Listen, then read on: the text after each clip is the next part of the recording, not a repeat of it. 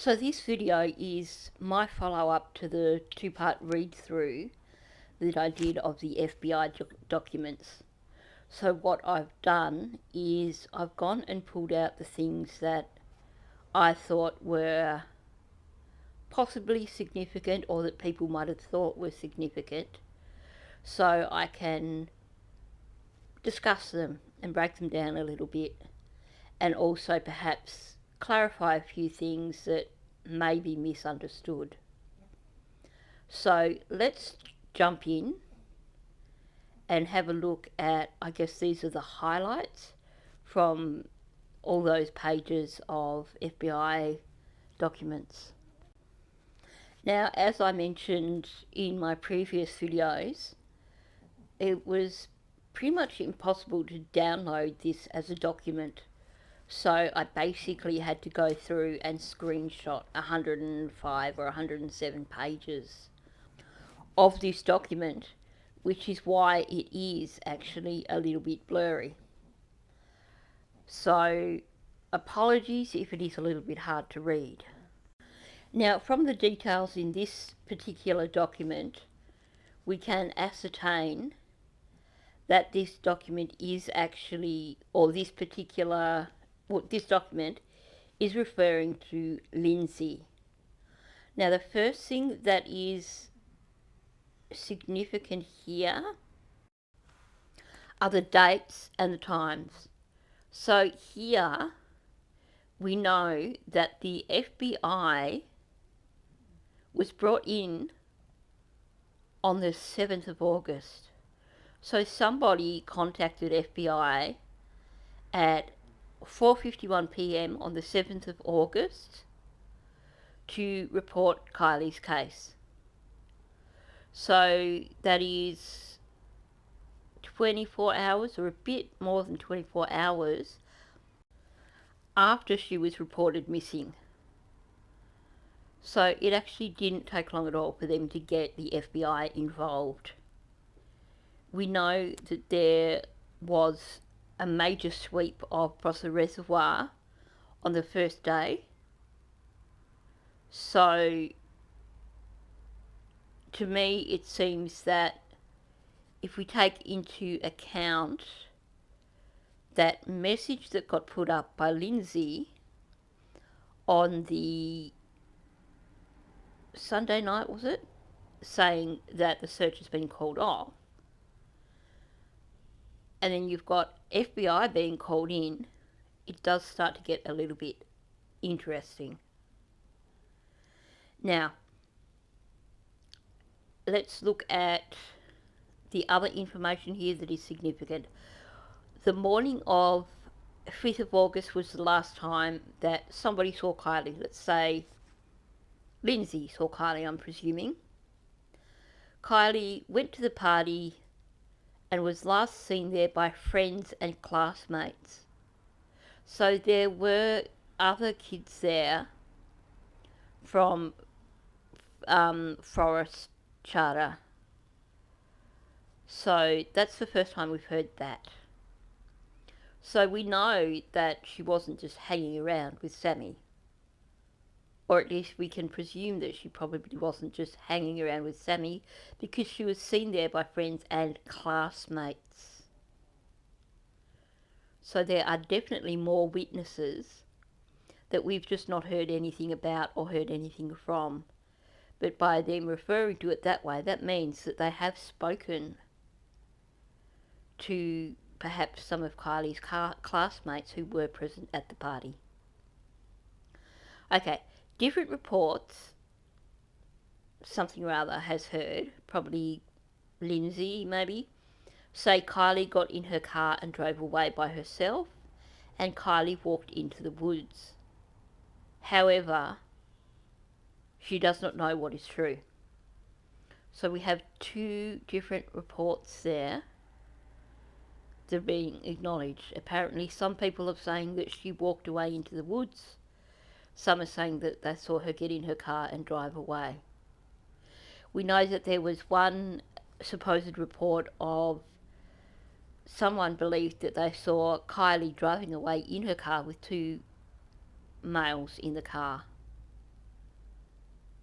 that doesn't get mentioned in this document. There's a lot that doesn't get mentioned in this document. So, the end of summer party, back to school party, was in the Prosser Lake area in the woods by the reservoir. That's nothing new.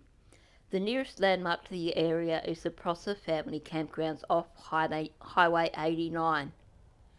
There were hundreds of minors there from different schools in the area. So we know that it wasn't actually at the Prosser family campgrounds now. They've made it clear that it was in the woods by the reservoir. They've also made it clear that there were children or minors from different schools in the area. Note here that they refer to hundreds of minors. To me, that is saying that there were several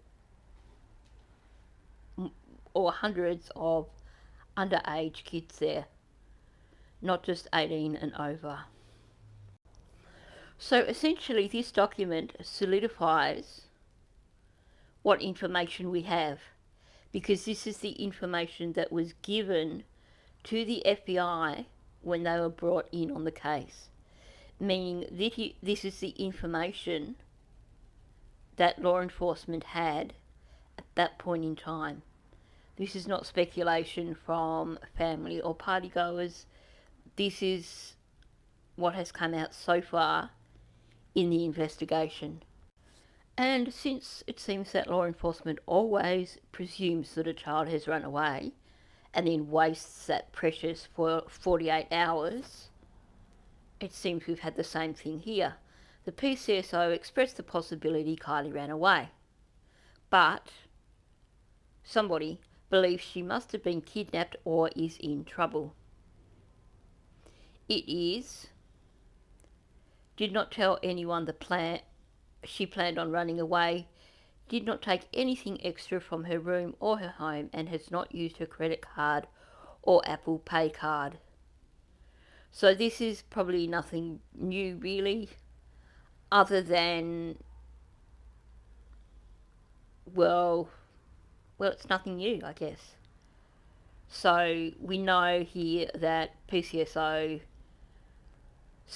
suggested that maybe Kiely ran away, and it seems here that somebody, probably Lindsay, was adamant that she would have had to have been kidnapped or is in trouble, saying that she did not run away.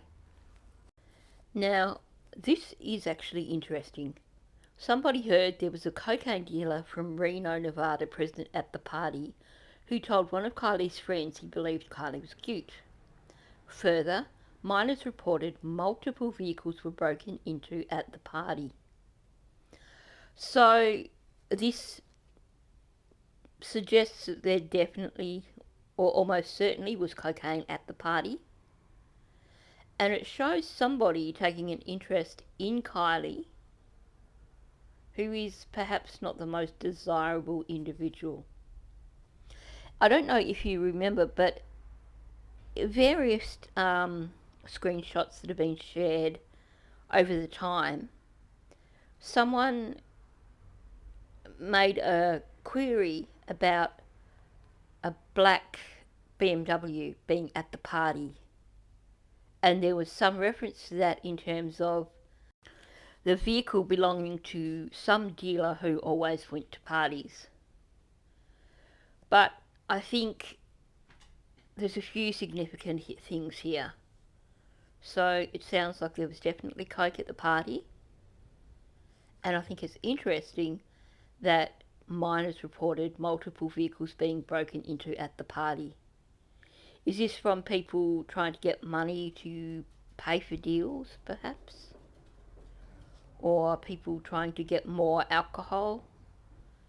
So the claims that everybody knew everybody at the party don't seem to be quite correct.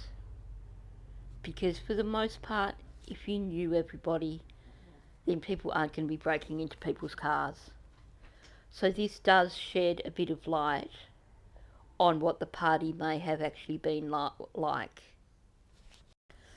So first of all, thanks to the subscriber that reminded me that CARD stands for Child Abduction Rapid Deployment. So here we have a request for CARD assistance. So we've got on the 8th of August, the writer briefed Sacramento, and there's all those acronyms, which I'm just not going to try with, on the caption matter. Now, here we go.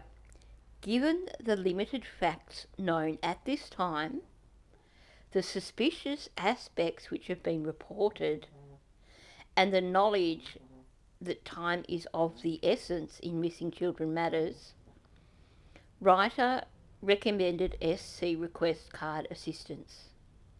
So to me, two things that are important here. Limited facts, and they kept saying that, and of course a lot of us debated whether or not they were just saying that in terms of that's what they were telling the media, but they knew more in the background. But here, on the 8th of August at least, it seems that they did have limited knowledge in terms of what happened to Kiely.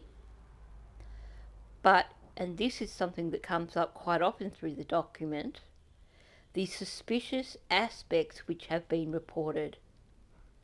So from the get-go, there was something suspicious about Kiely's disappearance. Obviously, that side of things hasn't been included in this document. There's a lot that hasn't been included here.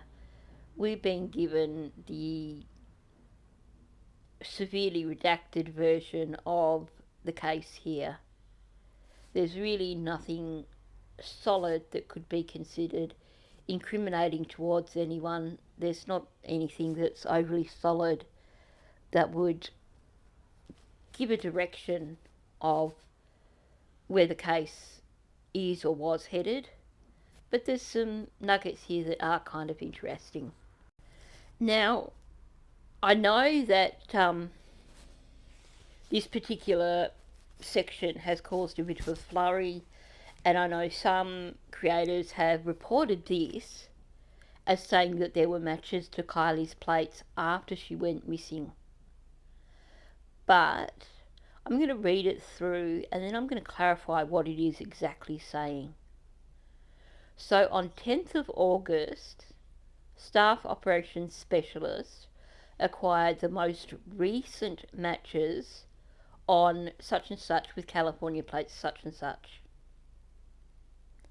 So, and it says here, synopsis, to document the last hits for Kiely Rodni's vehicle. Now, it is not saying that there were hits on her vehicle on 10th of August. And I think that some people have mistakenly believed that that is what it is saying.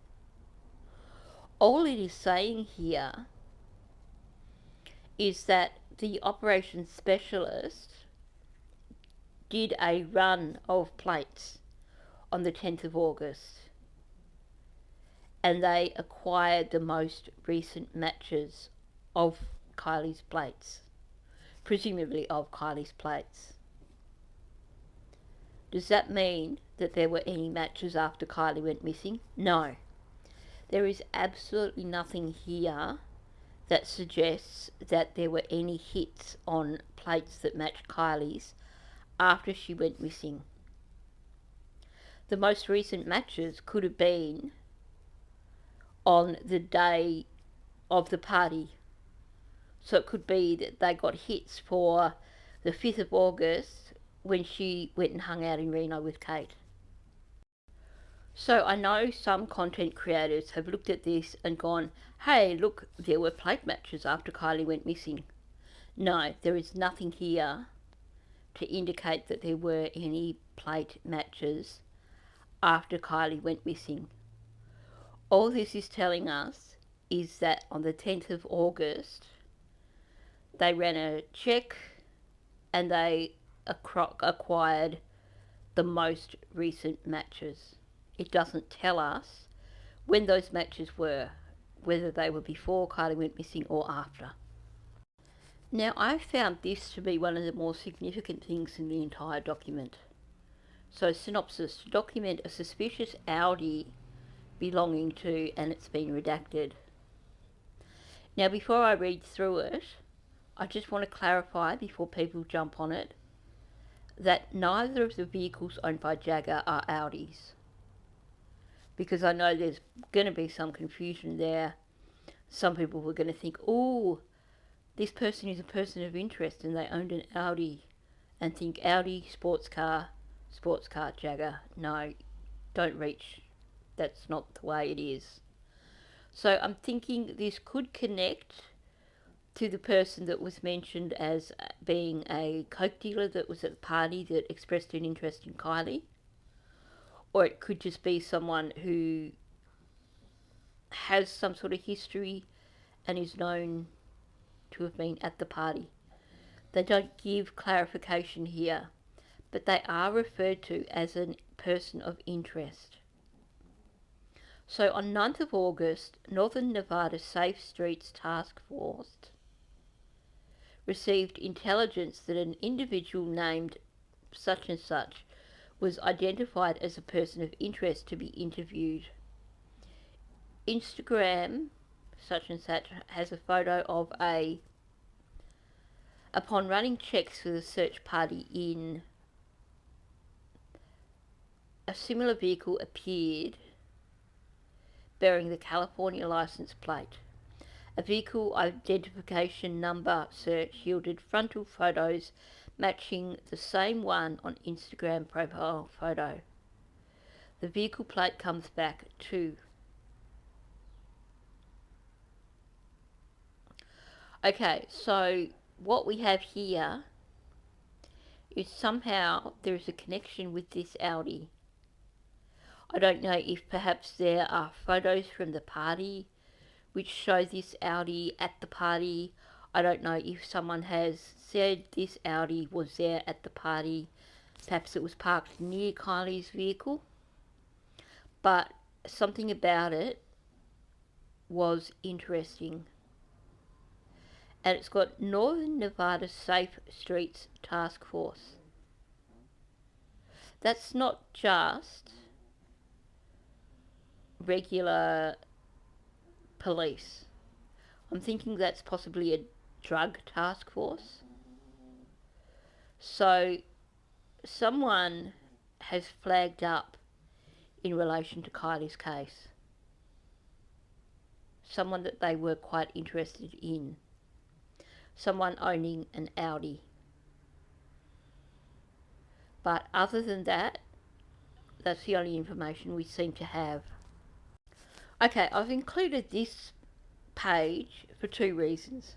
First of all, this is a classic example of why it is so important for YouTube creators to be super careful about what information we are putting out and what kind of speculation we are setting off. Now, sure, this person, if they were legitimate, should have contacted authorities. So, them going on Iked Mel's channel, if this is Ronnie, was not the right thing to do. But at the same time, we need to realise that when we start discussing things on our channels, there are going to be people who are going to run with it and that are going to contact FBI or law enforcement. And if someone is coming up with bullshit, that's still going to be reported. It's going to flood the tip line and make it harder to really get to the bottom of things. Like I said though, I think this is something that probably did need to be reported to the FBI, but I think that creators need to be careful when encouraging interviews like this on their channels. And I know it's about getting the views and everything, but I think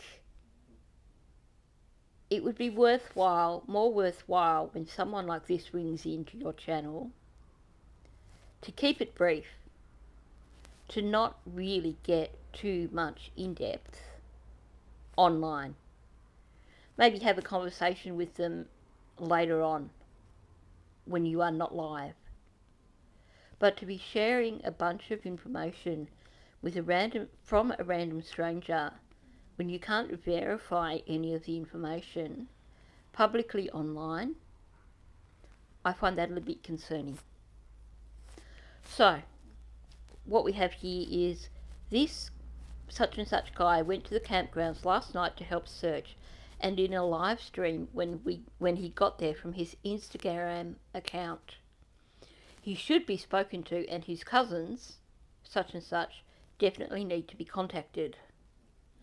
So if you remember, Ronnie went to the campgrounds and volunteered to do search, and Ikadmel live streamed all that while he was doing it. So this is all basically reported from someone watching Ikadmel's channel by the looks of it.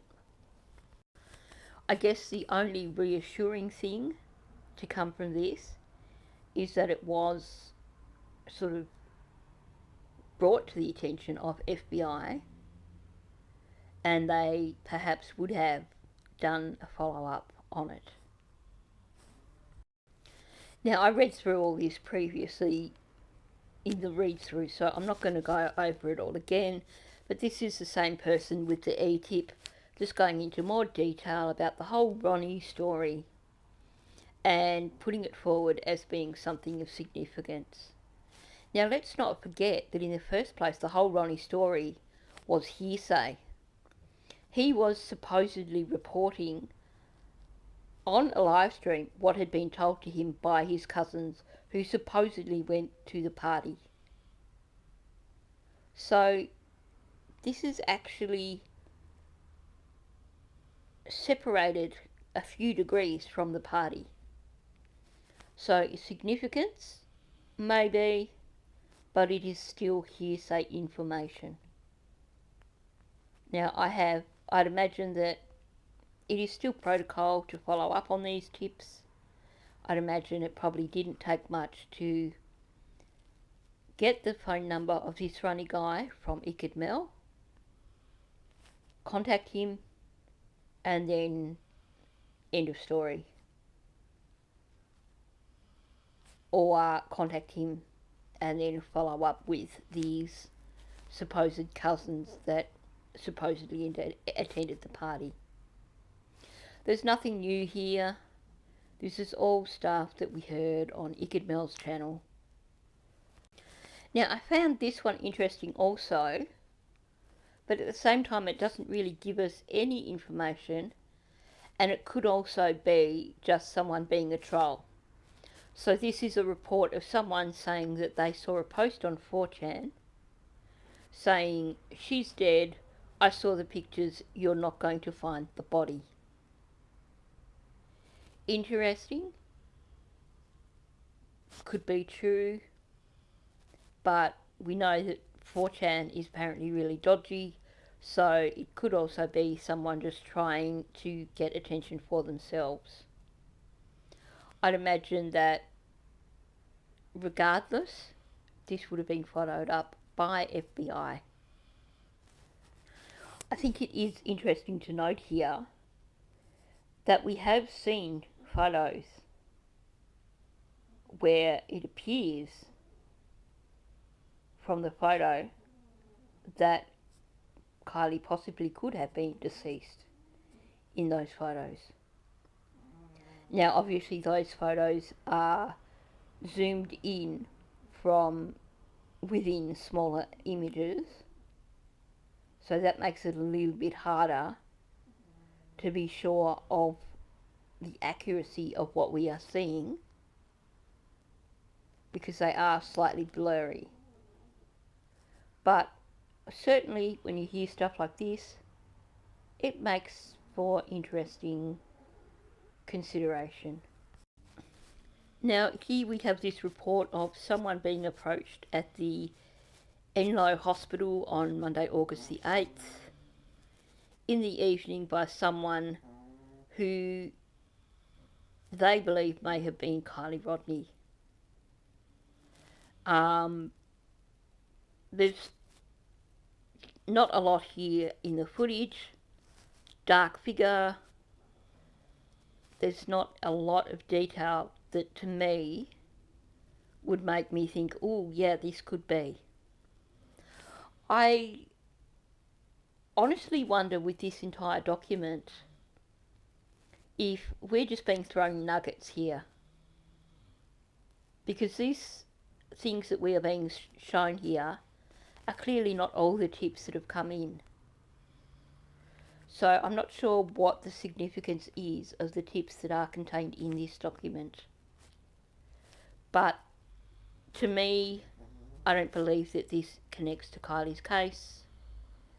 There's nothing else that would point to this being connected. Now, I'm not sure what is quite meant here. It says, if the unknown individual that had used such and such cell phone continued to walk east, yada yada. It isn't mentioned earlier about this person using a cell phone.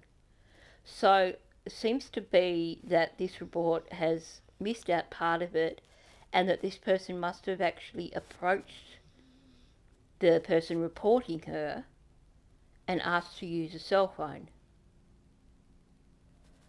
So it's not saying that this person had their own cell phone. It is to looking at this, it seems that they used a cell phone belonging to the person who put the tip in.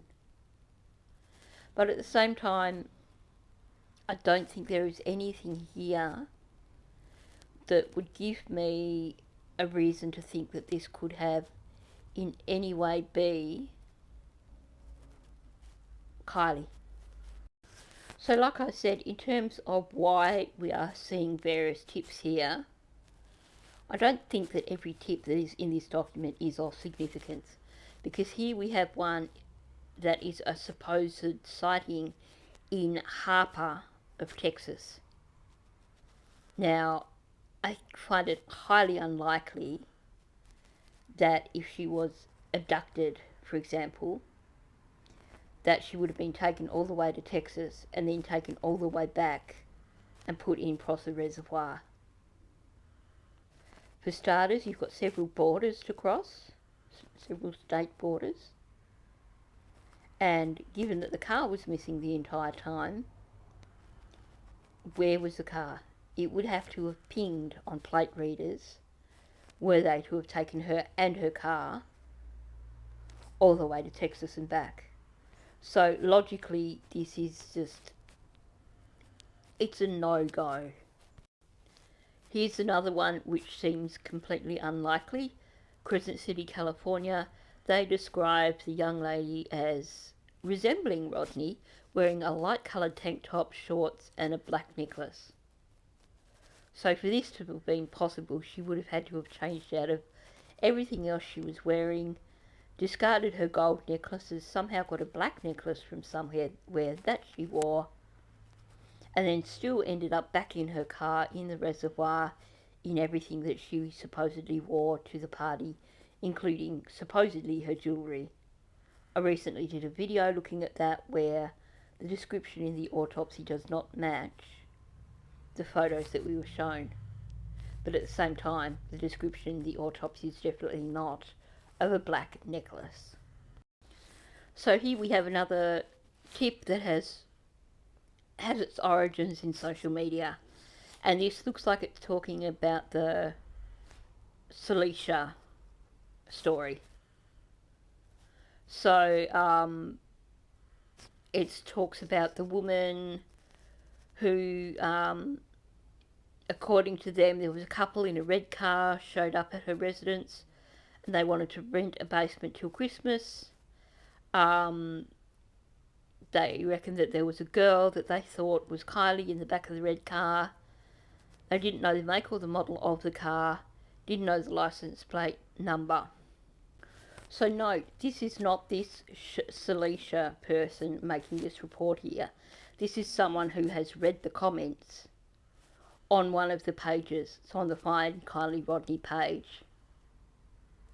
Now, supposedly this Celicia was so desperate to get this information out. And she was so very desperate. And yet this is not coming from her. This is from someone who read her comments on a page. My gut all along has told me that this whole Celicia thing is somebody trying to gain attention for themselves. And it is complete utter BS. But at least one thing we can take away from this is that FBI were notified of this story, meaning that if they thought there was any merit to it, they would have followed up. So there's actually still a number of pages worth of information to just have a look at. And as I said before, I prefer to keep my videos short. I think once you get over half an hour, then it is getting a bit lengthy.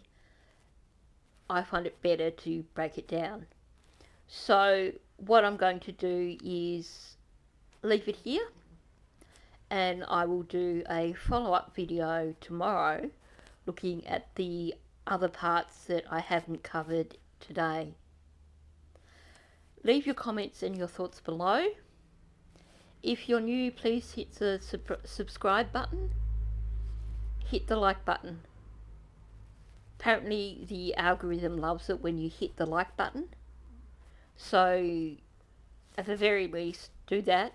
The algorithm also loves it when you leave comments, so I would greatly appreciate comments also.